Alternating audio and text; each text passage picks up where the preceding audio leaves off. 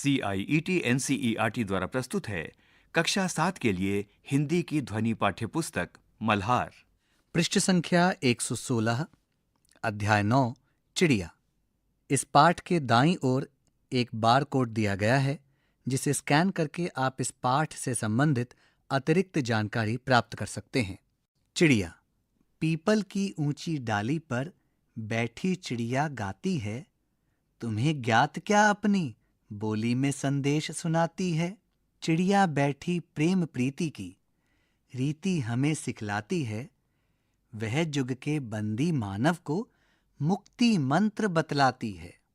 One में जितने पंछी हैं खंजन, कपोत चातक कोकिल, काक हंस शुक आदि वास करते सब आपस में हिलमिल। सब मिलजुल कर रहते हैं वे, सब मिलजुल कर खाते हैं, आसमान ही उनका घर है, जहां चाहते जाते हैं।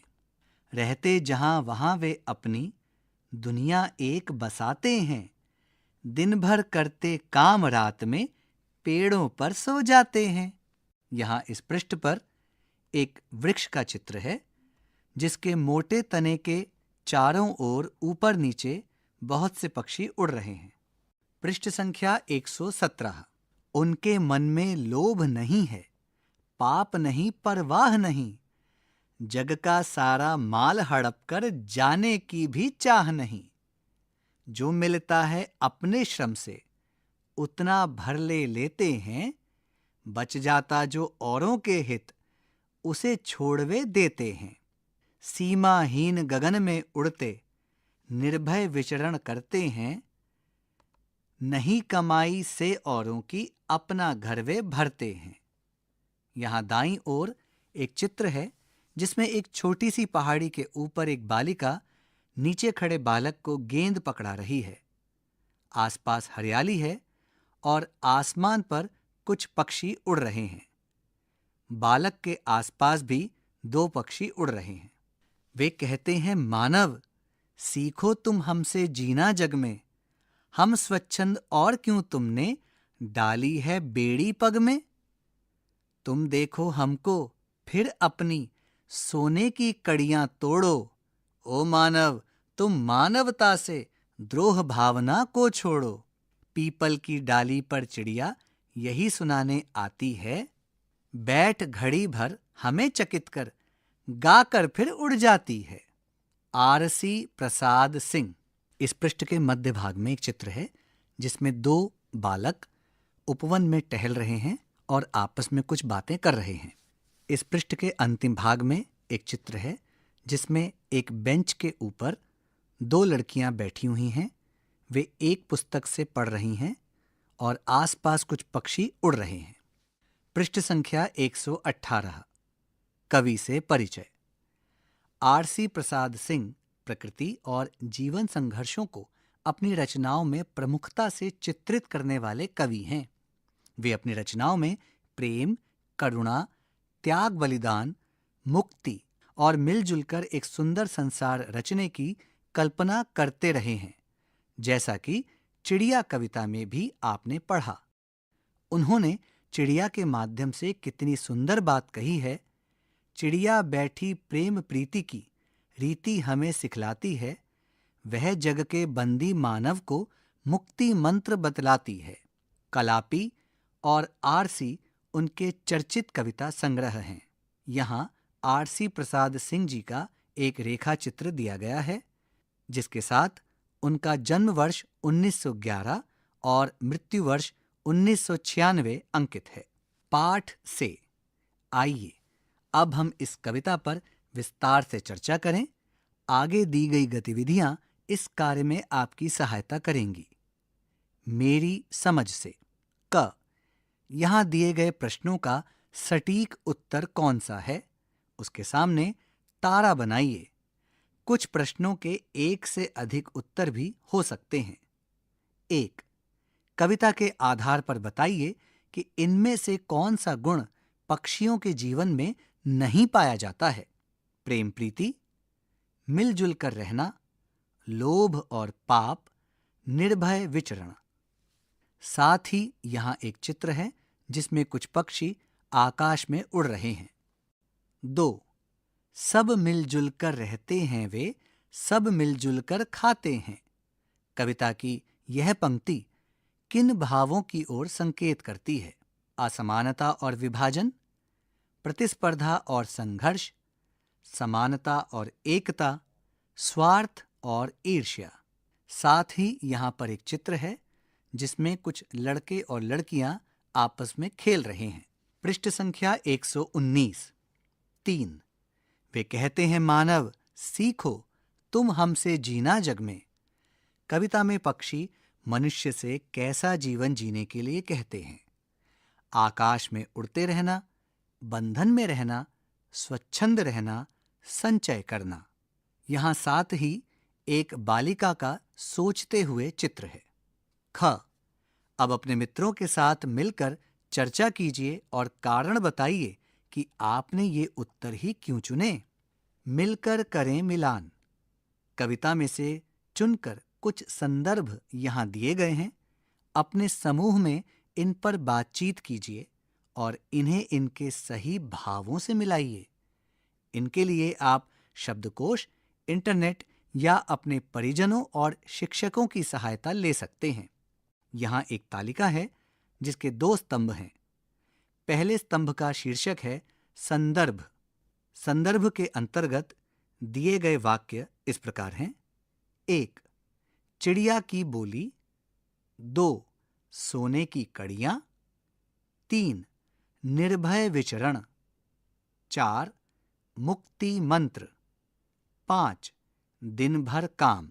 दूसरे स्तंभ जिसका शीर्षक है भाव, इसके अंतर्गत कुछ भाव दिए गए हैं जो इस प्रकार हैं।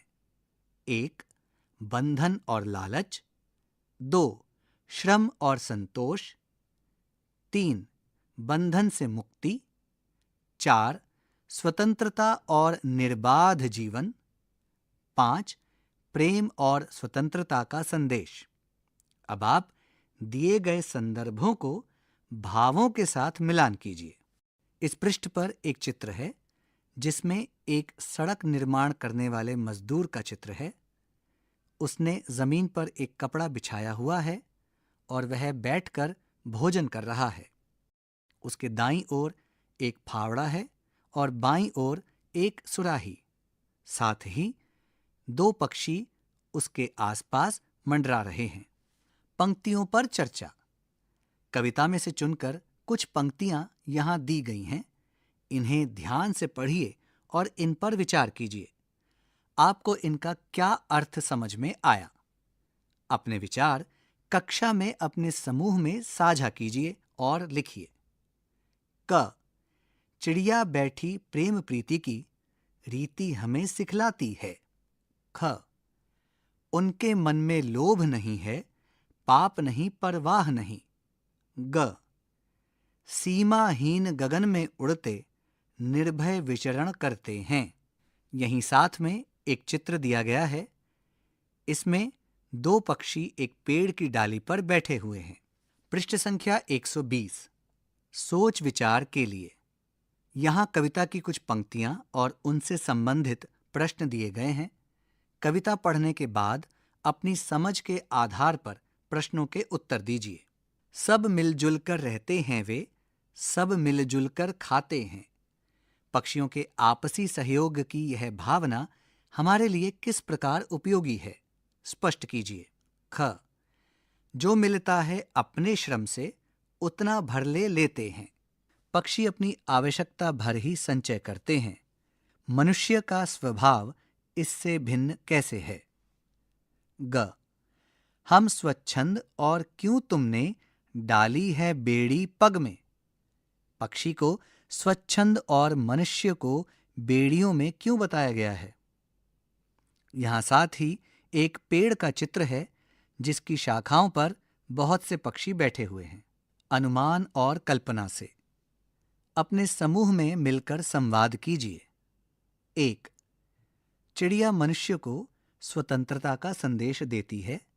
आपके अनुसार मनुष्य के पास किन कार्यों को करने की स्वतंत्रता है और किन कार्यों को करने की स्वतंत्रता नहीं है? 2. चिड़िया और मनुष्य का जीवन एक दूसरे से कैसे भिन्न है। 3.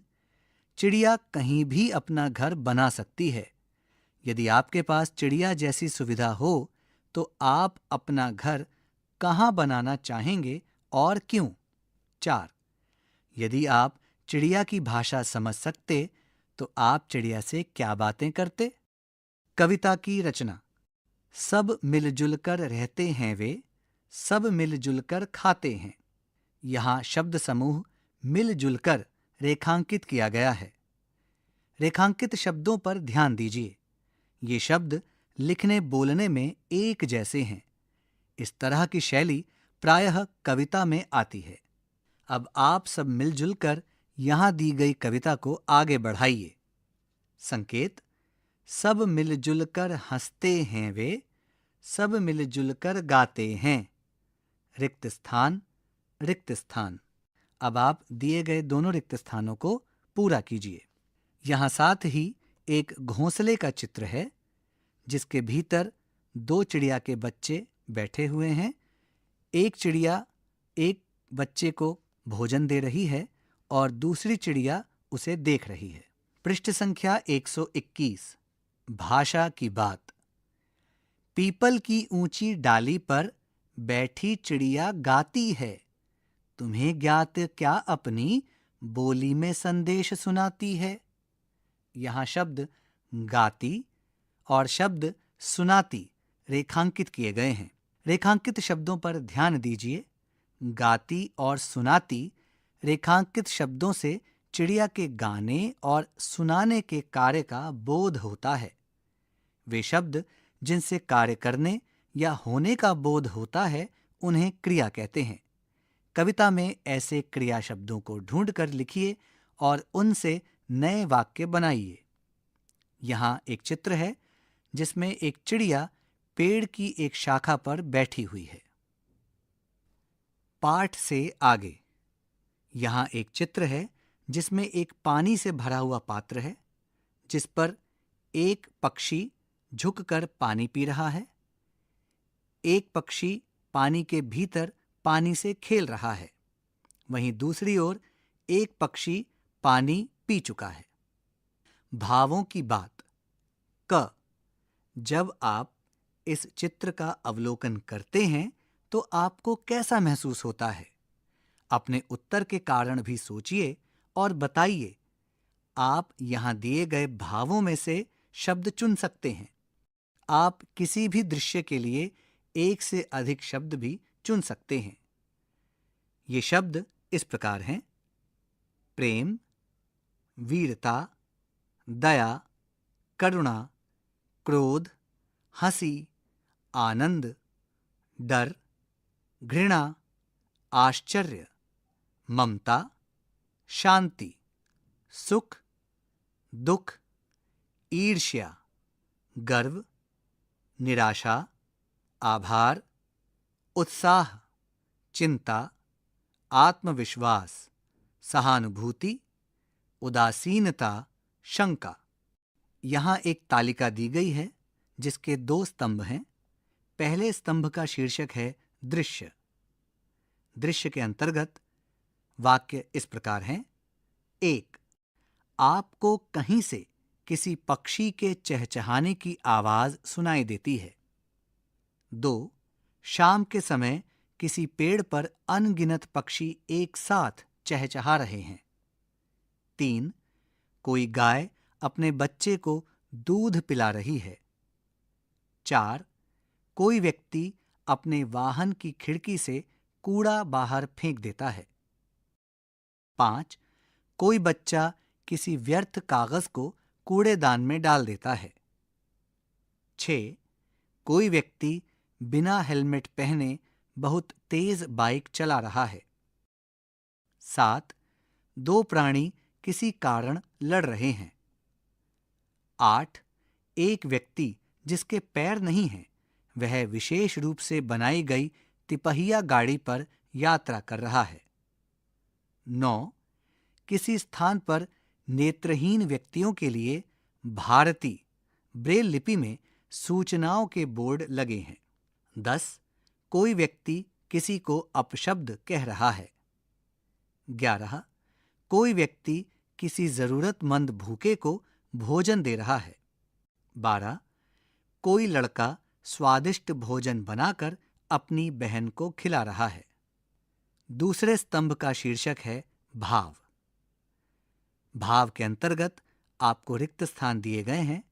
इस प्रकार आप दृश्य से संबंधित वाक्यों से जो भाव उत्पन्न हो रहे हैं उन्हें इन रिक्त स्थानों में लिखिए।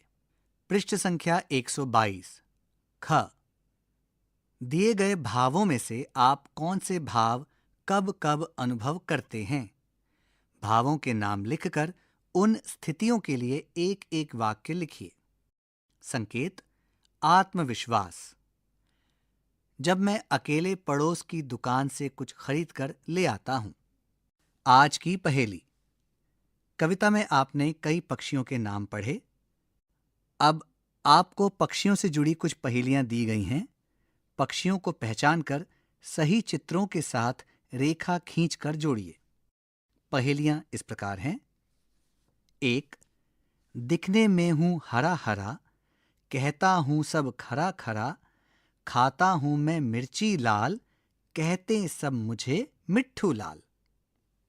2. रहता है घर के आसपास, रंग है उसका काला खास, जो भी दोगे खाता है वो, झुंड में आ जाता है वो। 3. सुंदर काले मेरे नैन, श्वेत श्याम हैं मेरे डैन, उड़ता रहता हूं दिन रैन, खेलूं पानी में तो आए चैन। 4. कुहू कुहू मधुर आवाज सुनाती, घर अपना मैं कहां बनाती, काली हूं पर काक नहीं, बतलाओ मैं क्या कहलाती। 5.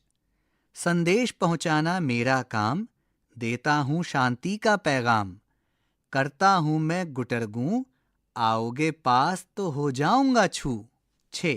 पीता हूं बारिश की बूंदें, रखता हूं फिर आंखें मूंदें, देखो चकोर है मेरी साथी, बिना उसके घूमूं ऊंघे ऊंघे।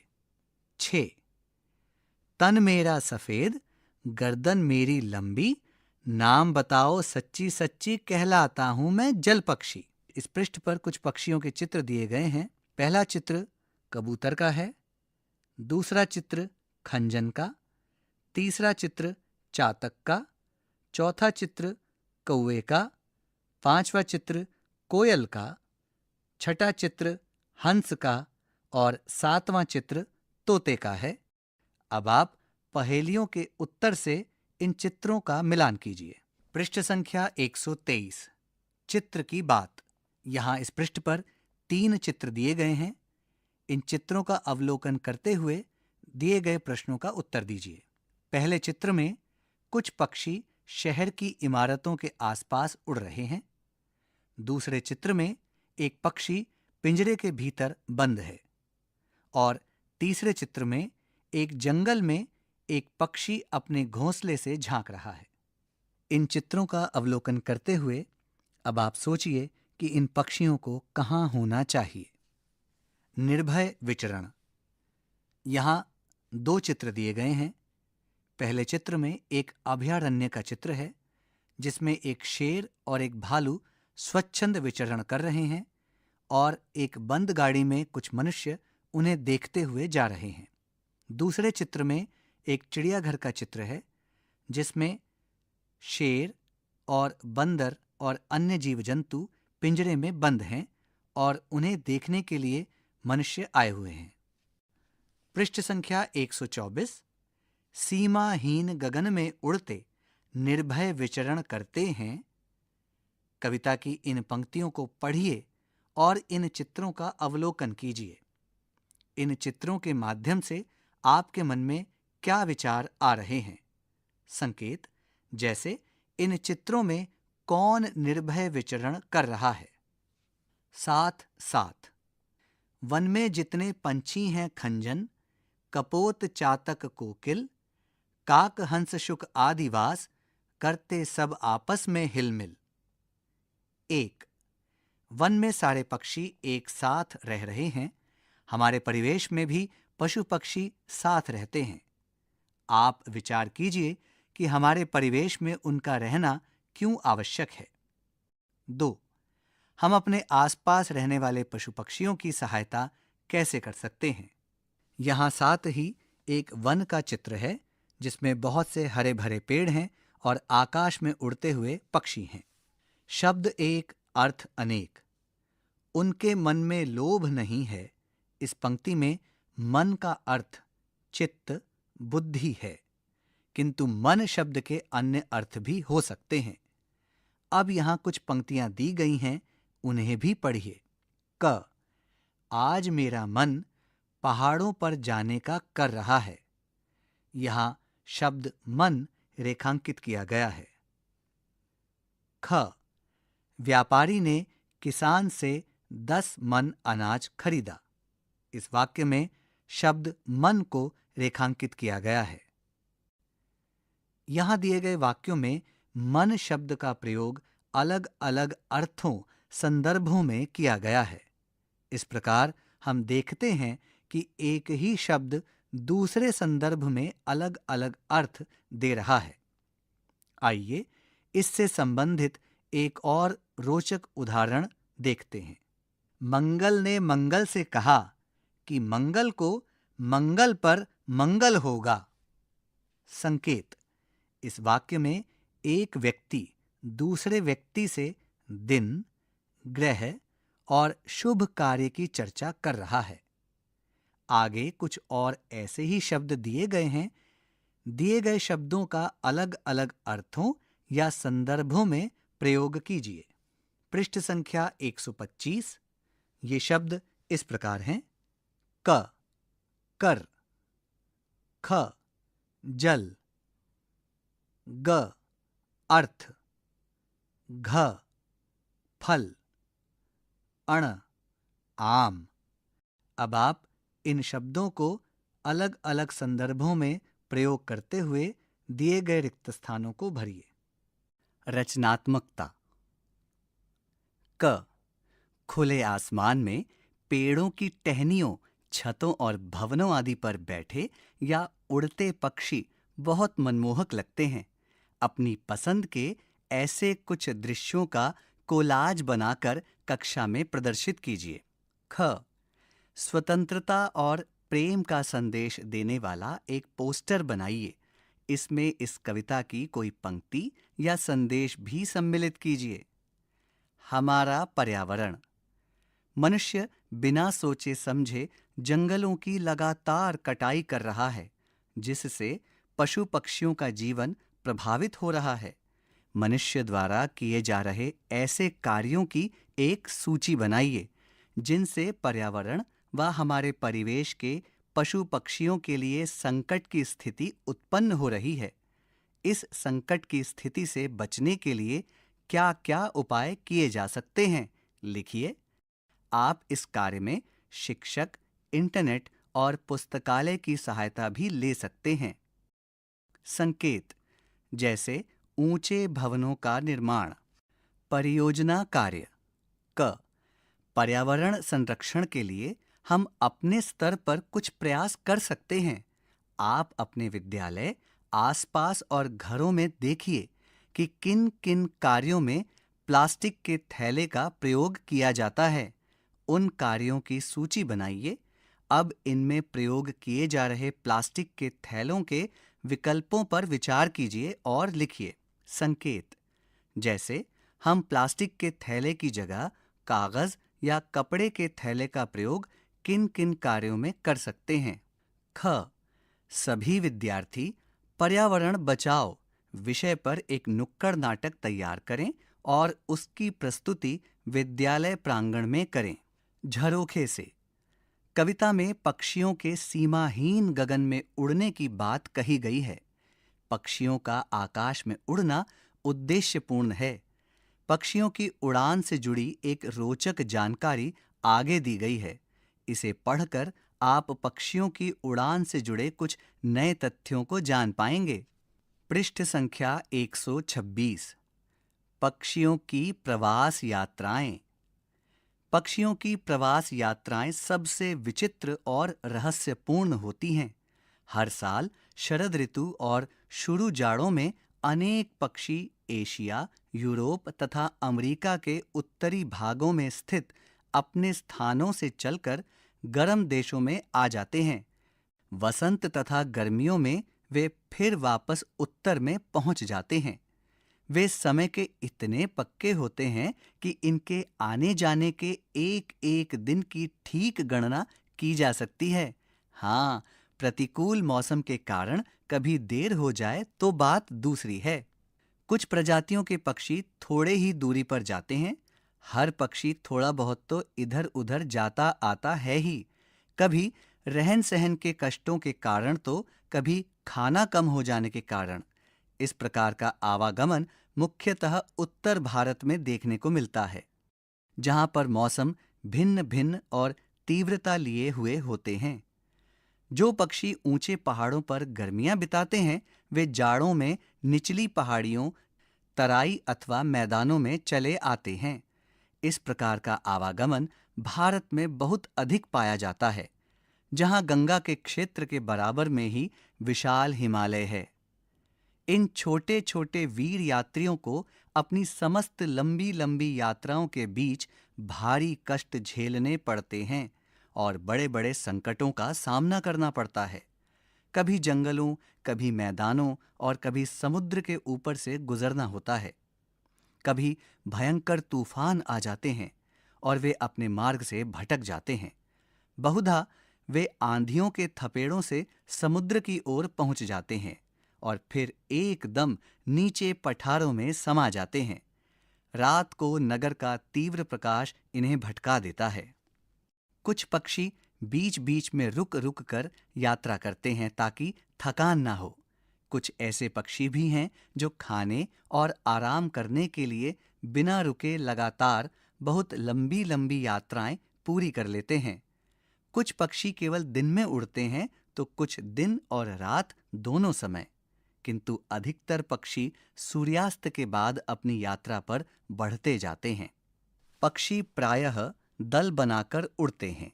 सारस और हंस जब आकाश में वी की आकृति में उड़ते जाते हैं, तब तुरंत हमारा ध्यान उधर खींचा चला जाता है। अबाबील, चकदिल, फुदकी, समुद्र तटीय पक्षी तथा जल पक्षी दलों में इकट्ठे हो जाते हैं। प्रत्येक दल में एक ही प्रकार के पक्षी होते हैं। हर दल में परों की तेज फड़फड़ाहट और चहचहाहट होती है।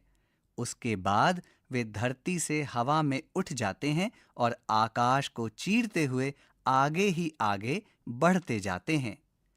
पक्षी जगत, राष्ट्रीय पुस्तक न्यास, दिल्ली। पृष्ठ संख्या 127। साझी समझ।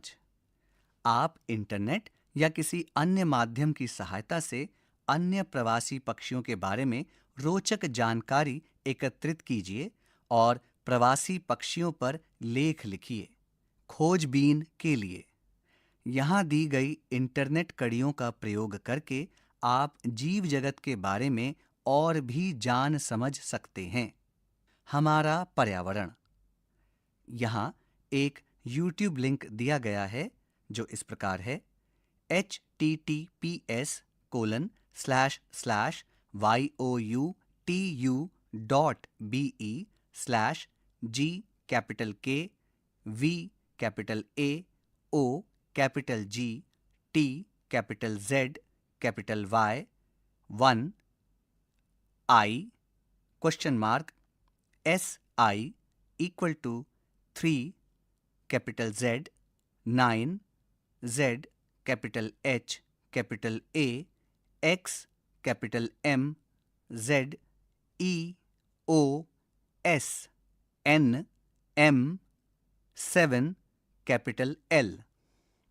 वह चिड़िया जो। यहाँ इस शीर्षक से संबंधित एक YouTube लिंक दिया गया है जो इस प्रकार है: https://YOUTU.BE/T9(3)A(A)1J capital H, K, capital I, question mark, F, E, A, T, U, R, E equal to S, H, A, R, E, D। यहाँ यह अध्याय समाप्त होता है। अभी आप सुन रहे थे कक्षा 7 की हिंदी की ध्वनि पाठ्य पुस्तक मल्हार। ध्वन्यांकन मंजू कुमारी। वाचन स्वर चांद मोहम्मद। निर्माण सहयोग कुसुम लता। निर्देशन एवं निर्माण विमलेश चौधरी।